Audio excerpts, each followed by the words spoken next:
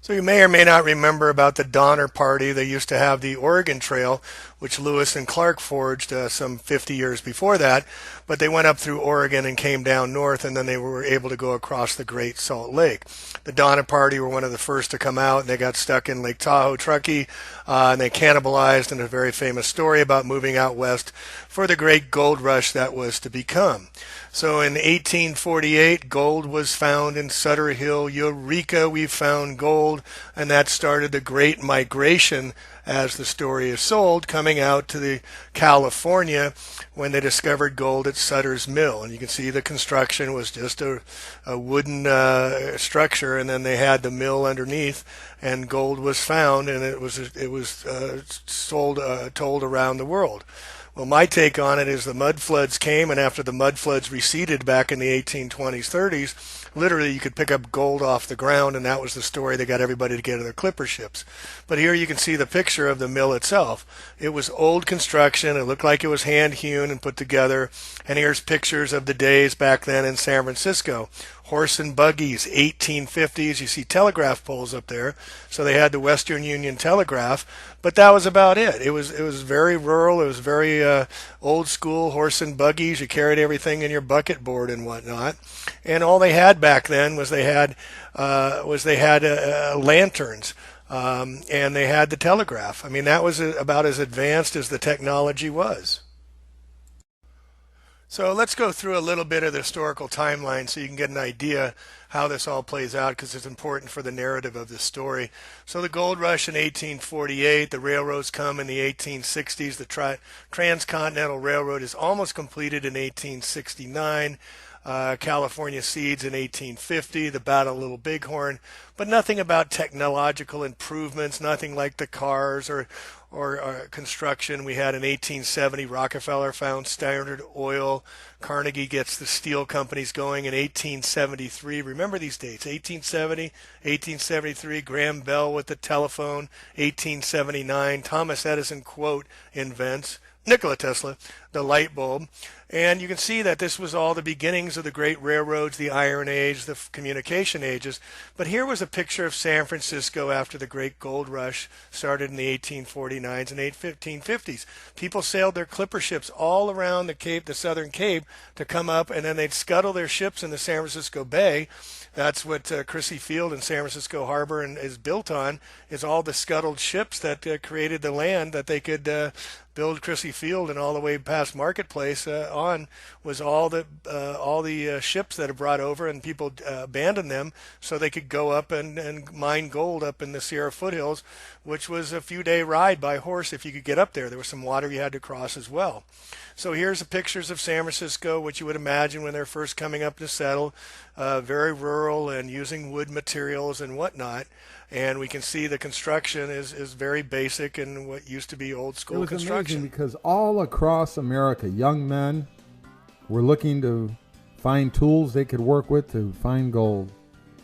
And the end of the rainbow did seem to have a pot of gold in it in Northern California. So again, pictures of 1849 gold rush with all the ships in the harbor, but all of a sudden, magically, within just 20 years, all of a sudden San Francisco was greatly transformed into these high rises with these massive buildings of brick and stone and columns and stuff, and what we're going to get into these days. Here, take a look at the bug and carriage that they used to drive in, and this was in 1904, 1906, 4 days before the earthquake in San Francisco, and you're seeing motorized vehicles.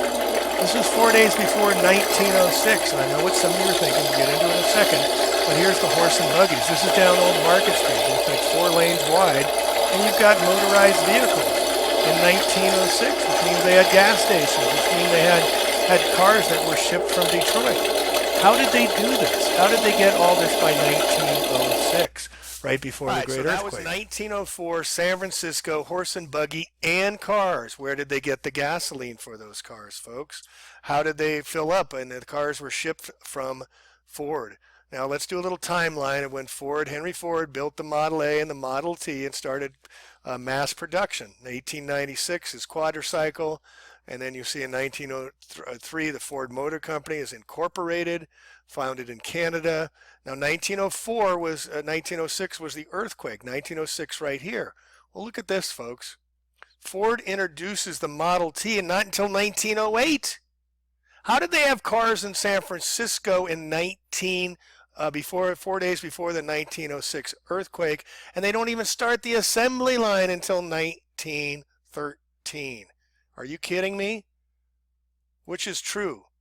Model A cars came in 1913, mass production got sent out, or before that the cars were already there in San Francisco and the horse and buggy was being replaced. They had gas stations, they had glass, they had roads and everything for the cars, and plus they had to ship them all the way to San Francisco from Detroit, Michigan. Doesn't make any sense at all.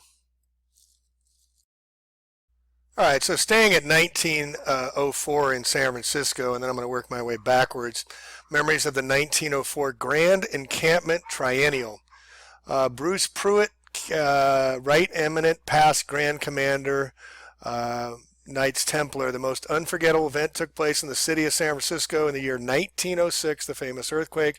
2 years earlier, 1904, the most significant and memorable event was a very impressive assembly of the Knights of Templar of the Grand Encampment of the United States. San Francisco was literally turned over to host the 29th annual triennial. Market Street, the major street of San Francisco, is lined with columns capped by the Templar crosses. The ferry building at the foot of Market Street, perhaps the most dominant structure at the time, was outlined with the lights and had a lighted night. The Templar cross on the side facing the city. The Grand Lodge of California building was outlined at every corner with lighting including the square and the compasses. Templar cross and crown, cross and crown. This beautiful structure on Market Street was destroyed in the earthquake. Golden Gate Park was profuse with floral arrangements forming Masonic symbols of all types. Business sessions were held in Golden Gate Hall, and the San Francisco Pavilion was greatly decorated for events. The festivities extended from August 31st to September 6th and culminated with an amazing parade through the length of Market Street to Van Ness.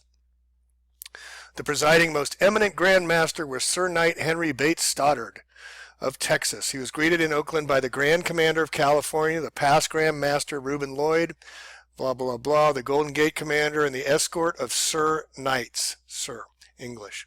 He then proceeded across of California Commandery, mounted on the finely caparisoned black charges and under the command of Sir Knight Reuben Hurlbut. Captain General on a snow-white charger were drawn up in the line for escort duty. The Grand Master, past Grand Master, Grand Commander, and Commander of the California Commandery proceeded in a carriage drawn by 4 white horses. Several other carriages followed. The delegation from Great Britain was given special attention, blah, blah, blah. And it goes on. This is from knightstemplar.org. And then if you go over to here, you can see 1934, the Cathedral Monument Knight Templar Conclave. Look at this structure they put. This was in Union Square in San Francisco, 1934, July 13th. Right in the center of Union Square in the center of San Francisco. And then this was the Knights Templar building that was there from 1905, 1906, and 1907. The building was home to 2 institutions, the Knights Templar and the Baptist Church, a Masonic order at the turn of the century. And then you can see here that in 1934, the San Francisco Ferry Building with the Knights Templar at night. You can see Knights Templar, July 7th to July 13th, welcome, 1934. This is how long they've owned San Francisco. Now let's get back into the history of the original founding of California by the Jesuits way back when. So I need to set the table on the history or his story of California before 1900 before I get into the meat of the matter about California and its many anomalies of how it was built out and the lies and the stories we've been to Mudfloods. We're going to get into that a little bit too. So, history of California, according to Wikipedia, California was ceded to the United States under the terms of the 1848 Treaty of Guadalupe Hidalgo following the defeat of Mexico in the Mexican-American War. American westward expansion, manifest destiny, intensified with the California Gold Rush in 1848. That's why the San Francisco 49ers. California joined the Union as a free state in 1850 due to the Compromise of 1850. And as you can see here, the Compromise of 1860 was a package of 5 separate bills passed by Congress that diffused a political confrontation. But look at here, folks. Look at the Mexican territories they occupied here. All right, now Lewis and Clark, they went up here to Oregon and stuff, but Mexico owned this entire area all the way out to where the Mudfloods were said to have started back in the reset of 1812. I did a piece on earlier. So the Compromise of 1850, and look at the occupation of the Mexican cessation. Or was it? All right, so we're getting down here a little further into the history. Native inhabitants 13,000 years ago. And before the Native Americans, there was the Negroes. They were here for 46,000 years before. And interesting in Wikipedia, even the first European explorers flying flags of Spain and England in the 16th century to the mid-18th century. But no establishments, no settlements were established. That's not true. We're going to get into that. But look at the map here, folks. California, misrepresented as an island, 1650. Okay? Mudfloods. California was an island. They're showing us that, okay? Now, who's telling the story? Who's controlling it? Sir Francis Drake comes in 1579. The Spanish come in 1602, and blah, blah, blah down here. But the colonization, the colonies, the governance, 1697, 1821. Viceroy Duke Linares, along with and the treasurer of Acapulco, financed the Jesuit expansion into California. Now here they're saying that Mexico owned this property here in the 1850s, but here we see in 1711 the Jesuits were already here. They talk about the drugs being shipped around from Acapulco by Sonora, where the Jesuits also had missions and sympathies for their financial backers. All right, so in California, Alta California it was called. Alta means above, Baja means below. Alta means the island above, right? Alta California, the island of California right here, folks, the island. Another big lie we need to vet. All right, so where the Jesuits had missions and sympathies for their financial backers, in 1697 the Jesuit missionary was established, the first permanent mission on Baja California Peninsula. Okay, 1700, remember that. By 1823, 21 Spanish missions had been established in Alta above California, Baja California Island. Operations were based out of the naval base, water, and included not only establishment supply of missions, but a series of exploration expeditions to the Pacific Northwest and Alaska by water. The California coast was 200 miles further out west before the flooding subsided and the California as we know it today was created. By 1820, Spanish influence was marked by the chain of missions north to San Diego and to just north of today's San Francisco Bay Area and extended inland approximately 25 to 50 miles. That would be up to Sacramento.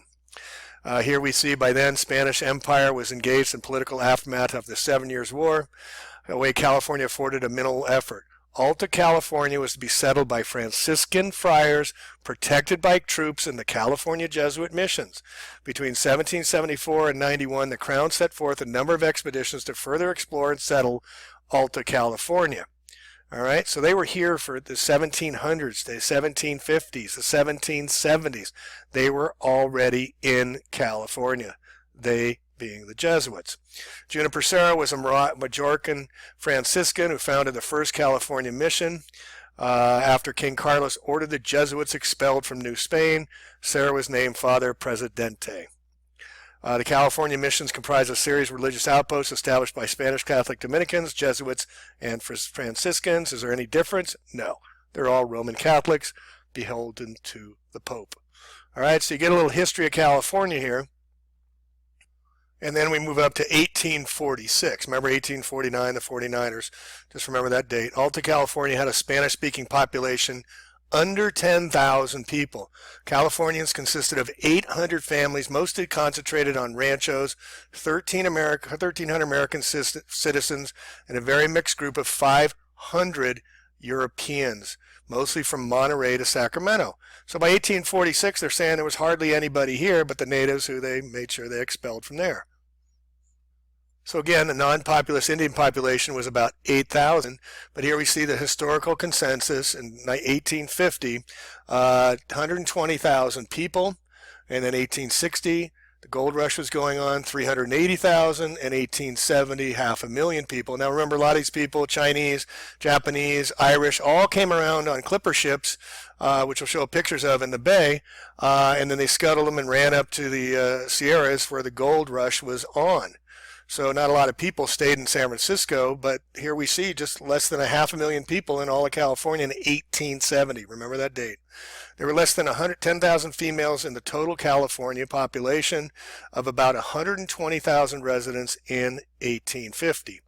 On June 15th, a little historical note, 1846, 30 non-Mexican settlers, mostly Americans, staged revolt, 30 of them. Seized the small Mexican garrison in Sonoma and captured General Mariano Vallejo. They raised the bear flag of the California Republic over Sonoma. The so-called California Republic lasted 1 week until Fremont arrived with his army detachment and took over military command of June 23rd. California's state flag is based on the original bear flag and continues to contain the words California Republic. So you're telling me that 30 white Europeans took on all the Mexicans that were here, and that's how they created California. Then the army came in to help them. Right. So remembering in 1850, the California was ceded, and all of a sudden they find gold. All of a sudden somebody's coming all around the world in clipper ships to go up to the gold rush in the Sierra foothills to mine gold, because literally you could pick them up off the ground. So then we have the railroad being built, the first transcontinental railroad.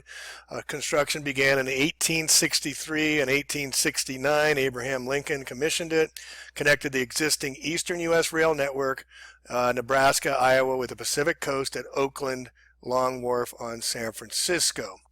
The President Railroad opened on CPRR Railroad, Central Pacific.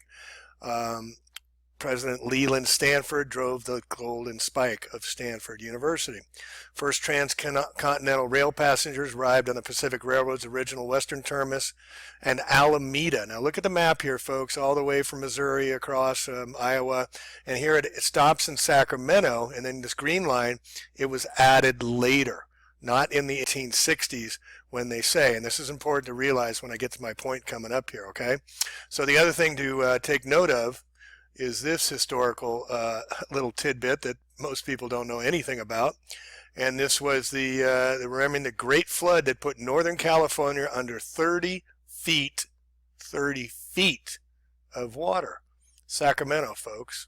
People on boats. The atmospheric river of 1862. The Great Flood of 1862 was the largest ever recorded in Oregon, Nevada, and California's history.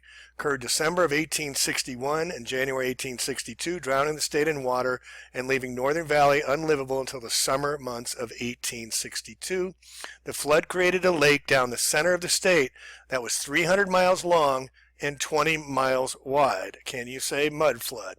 It's estimated that thousands of people were killed in Northern California during the event. Now remember, in the 1850s, we said in San Francisco and California, there's maybe 10,000 people according to that Wikipedia I showed you. So which is it, folks? All right, then between January 9th and 17th of 1862, warm storms in Northern California came in to finish the job. The American River near Auburn rose 35 feet. Anything within 40 miles was completely destroyed of the Sacramento River. Leland Stanford was just elected governor in November, and his inauguration day was during the storm. As the story goes, the governor-elect rode a boat through the streets of Sacramento, the state capital. He was inaugurated. Shortly after, the legislature moved to the state government to San Francisco for months until the flooding subsided. How did these people eat? Where did their food come from? And then check out the construction here of these buildings, folks. Three-story construction. Again, 1862s, rowing boats down the Great Flood of Sacramento here. You can see people on their boats. And then a little further down, now they're calling it the arc storm. This is the new term they're using when they're going to flood us out next. All right, moving on. So here we're back to St. Patrick's Catholic Church, Roman Catholic Church, founded in 1851. Remember the gold rush? 1849, and already they got their St. Patrick's Church. Here it is over here with all this brick. June 1851 it was built. 1906 earthquake was completely destroyed and they rebuilt it. Only portions of the building stood. And then also they had Grace Cathedral. Now this is the Grace Cathedral that was built after. Notice the tower up here. These were used like these Wi-Fi antennas. Did they have Wi-Fi way back then? Well, Grace Cathedral was known as much for its gates of paradise, for its breathtaking murals and labyrinths. Grace Cathedral traces its roots back to a small church built in California's gold rush in 1849. So all of a sudden they're already here and they're building churches in 1849 with gates of paradise. Now you have the Golden Gate, which isn't gold. You have Treasure Island and you have Angel Island, and across the bay you have Tiburon, which means shark. Well, what are they protecting in their Treasure Island? The treasures of the Golden Sierra Madres of the gold. That's why they call it the Golden Gate. That's why it's not painted gold. And the angels protect their treasures. They're claiming California, and now they're taking it over once again. So here's the point I want to get into a little bit here. The history of San Francisco and the architecture. Here you see Union Square facing north. This is where the Knights Templar had their monument right there in the middle of Union Square. And a block away, this is 1875. And look at the construction, folks. 1875 with horse and buggies, putting up all these massive buildings, 1-story, 2-story, 3-story, 4-story. Look at this one in the back with the towers and maybe Wi-Fi at the top. Did they have Wi-Fi back then? Almost certainly. But look at the construction. 1875? Are you kidding me? Look at this, late 19th century view. Look at the architecture. How did they make these buildings of brick and cement? How did they get them up there? Where did they get the glass from? These are horse and buggy times. They didn't have cars to move around in. Look at the manicured. Tartarian Empire, folks. History of the square goes back to the city's very beginnings. Early maps of San Francisco, surveys by John Voyet, 1839, and Joseph Farrell, 1847. Colonel John Geary deeded the land of the city in 1850. I bet he was Roman Catholic. Colonel Geary had served in the Mexican War, became the first mayor of San Francisco under American rule, and later served as governor of both Kansas and Pennsylvania during the gold rush. But check out this Temple Emmanuel of San Francisco. 1867 this was built. Right? And this is looking out over San Francisco Bay. Look at the architecture, the Gothic architecture combined with Arabic Middle Eastern toppings at the top with these huge spires at the top. Did they have Wi-Fi antennas back then? Were they communicating? Look at the structures. This isn't just brick. This is brick and cement. How did they load them up there? How did they get them up to the roofs and the roof tilings? How did they do this back in 1867? With a bunch of manpower, or isn't everybody running up for the gold rushes and everything to claim their gold? Isn't that the story? Questions upon questions upon questions. Nothing's quite making sense as far as the historical narrative of what we've been told, but the Temple Emmanuel was the wealthier of two original Jewish congregations representing the German-born Jews in early San Francisco. Rosh Hashanah of 1849, the young merchant, Louis Abraham Franklin's storage tent on Jackson became the first Jewish service held in San Francisco. However, the first synagogue would not be established for 5 more years, and this is their current temple. And here's another very interesting sidebar, how the Great Fires shaped early San Francisco.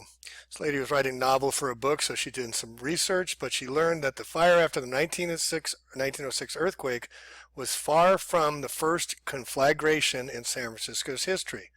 December 1849, the first Great Fire.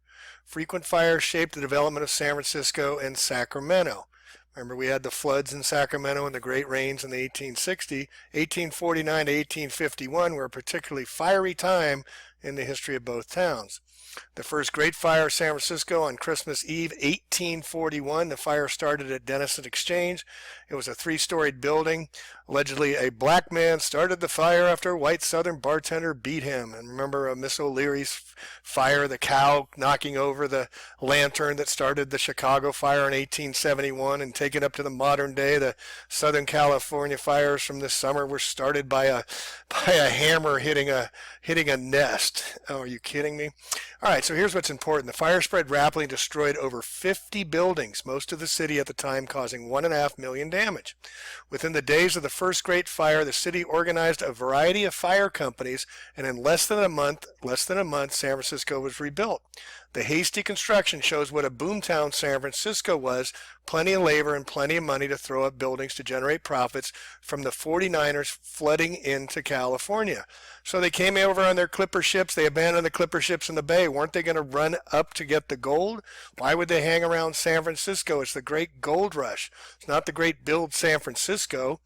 So less than 5 months later, on May 4th, 1850, a second great fire started in the United States Exchange.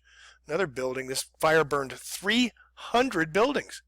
So there's 300 buildings and $4 million in damage in 1850. I'm sorry, wasn't the gold rush when everybody came out here? But just a few weeks after the second fire, the third great fire occurred in 1850. It began in the Sacramento Bakery on Clay and Kearny Streets in San Francisco. Faulty chimney destroyed 300 more buildings. 600 buildings were in San Francisco, they say, by 1850, and $5 million worth of damages. So, I mean, it just goes on and on. And one thing I want to take a note, this is what these lovely ladies used to look like back then. My mama, aren't you sexy? All right, so in 1847, the Western Territory of the U.S. was a sleepy wilderness populated mostly by Indians and Mexicans. And all of a sudden, by 1849, they got fires burning down hundreds and hundreds of buildings. Someone's not telling the truth here. 200,000 restless souls, mostly men, but including some women and children, traveled to the untamed western lands, primarily to California, during the first 3 years of the gold rush. 200,000. They came from all over the world, leaving homes and families for the dreams of riches. 1863, San Francisco's elite flocked to the McGuire's Opera House. Ladies in diamonds and furs rode up in handsome carriages. 13 years after the founding of California, they got ladies in handsome carriages, gentlemen in opera capes, silk hats studded stylishly, opening night such as the city had never seen. All 1,000 seats in the theater were filled with curious spectators, anxious to see the celebrated melodramatic actress Ada Menken perform, and the theater was quite elaborate. But let's look at the history again of the timeline. 1847, Yerba Buena, San Francisco. 1850, San Francisco's incorporated, first mayor, population 34,000 people. How did they get all those buildings with just 34,000 people? Oh, it was the gold rush. Bullshit. So let's take you back again. This is San Francisco Market Street, 1906, apparently before the earthquake. Notice the horse and buggies and the trolley car, but you don't see any of the Henry Ford cars that was shown in the video originally. But look at how tall these buildings are. Look at these big antennas. Again, Wi-Fi. Did they have Wi-Fi back then? Yes, they did. All right, how about the brief illustrated history of the Palace Hotel of San Francisco? Anybody notice the double eagles? What does that mean, folks? You all know what that means. All right, so look at the opened on 1875. 1850 they all came, 49 gold rush, and within 25 years the Palace Hotel was built. It was a final gift to the colorful but ill-fated William Chapin Ralston, captain of Gold Rush steamers. Bank of California was started a decade later in 1864. Blah, blah, blah. 1875, the railroads came out. Remember, the railroads came out not until 1870s, but look at this picture. Bank of California, San Francisco, 1875. Now remember, the Transcontinental Railroad didn't even come to San Francisco. It came only as far as Oakland and across the bay. If they were going to be using stone and brick and whatnot, they had to bring it from that side of the San Francisco Bay, of the west side. Where did they get all the material? Where did they get all the people? So here we're going to look at some of the construction. 4 years of construction in 1875. It was finally finished. The hotel's redwood paneled hydraulic elevators, known as rising rooms, allowed its guests to easily reach any of the hotel's 7 floors. Each guest room or suite was equipped with electronic call buttons to summon a member of the hotel's large and attentive staff, who were always ready to attend each guest's every whim.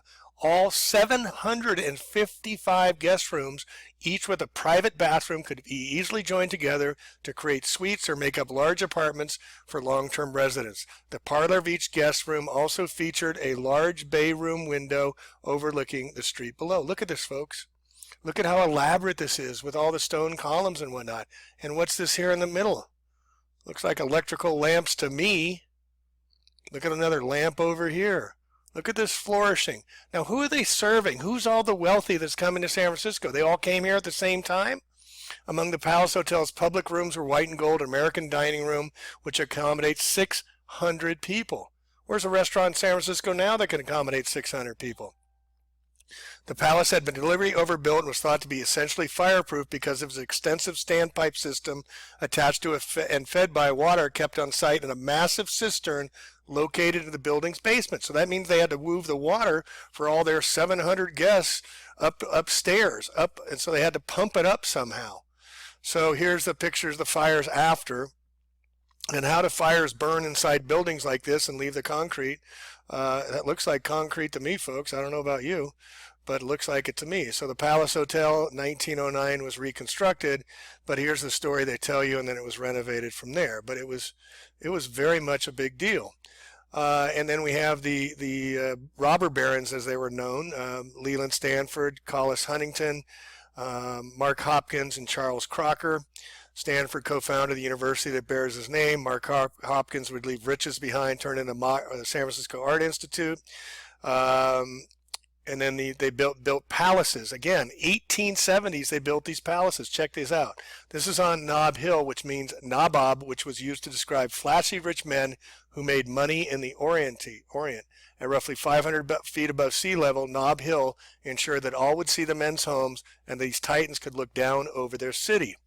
Nob Hill, the Hill of Palaces, wrote Robert Louis and Stevenson in 1888, must certainly be counted the best part of San Francisco. It is there that the millionaires are gathered, trying to vying with each other on display.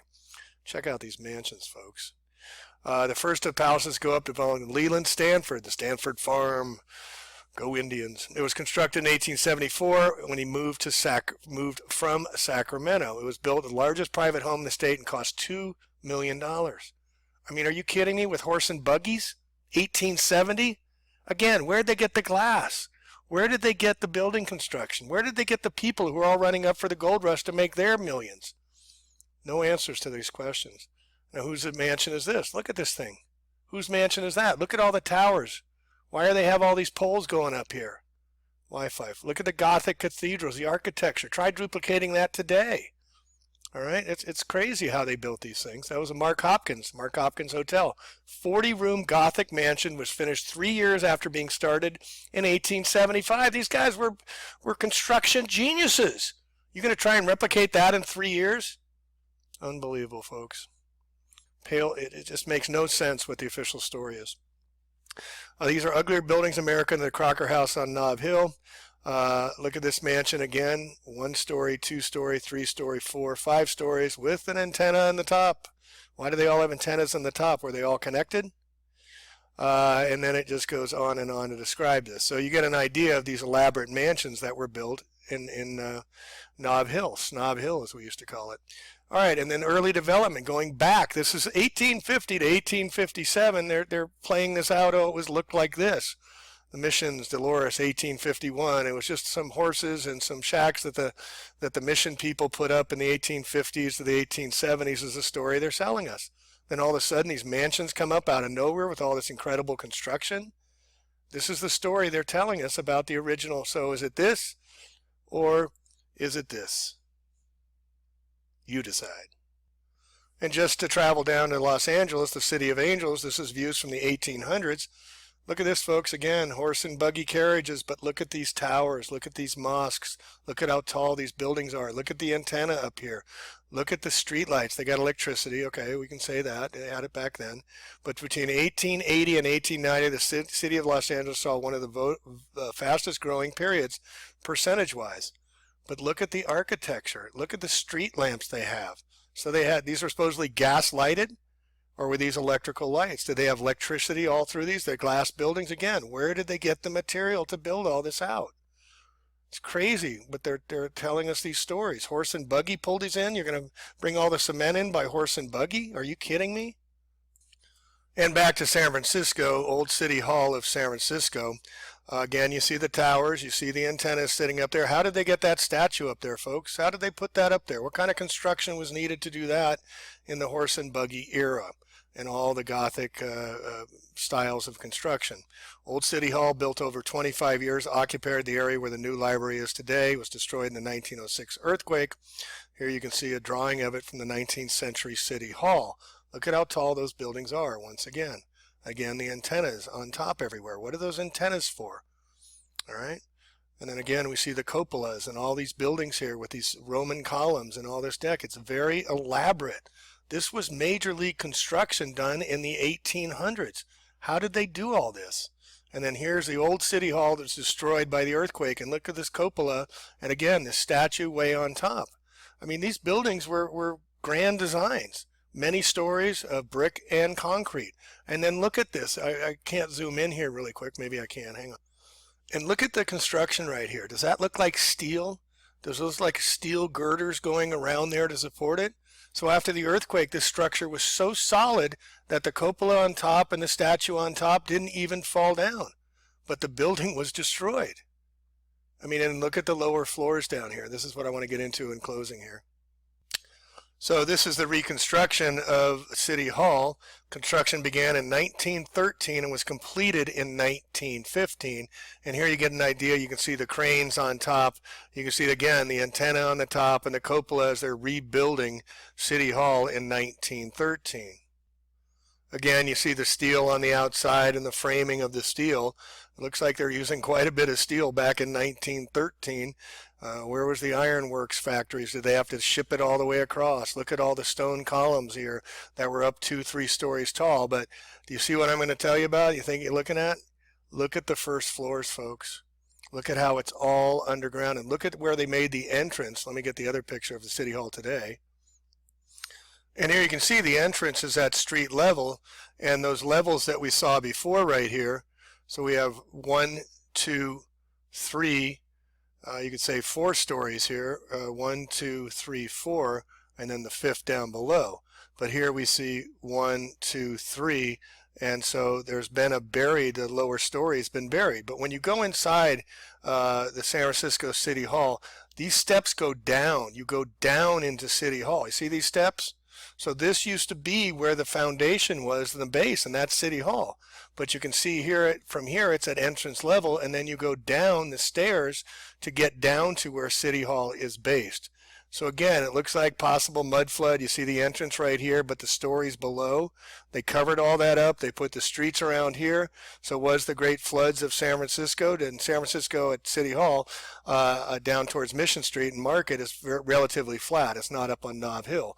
So very much there could have been a floods during the great fires of the 1850s and 1860s and the earthquake 1906, but also the great floods that occurred in Sacramento that we chronicled in 1862. All right, so that's about all I got. It's mud floods, it's history rewritten, it's stories aren't been told, it's Jesuit-controlled Roman narratives, it's the Knights Templar in San Francisco, and then how did they build these buildings if they only had horse and buggies? That's my main point of it all. All right, plain truth out. I hope this has been educational. It's been quite something for me to put this together.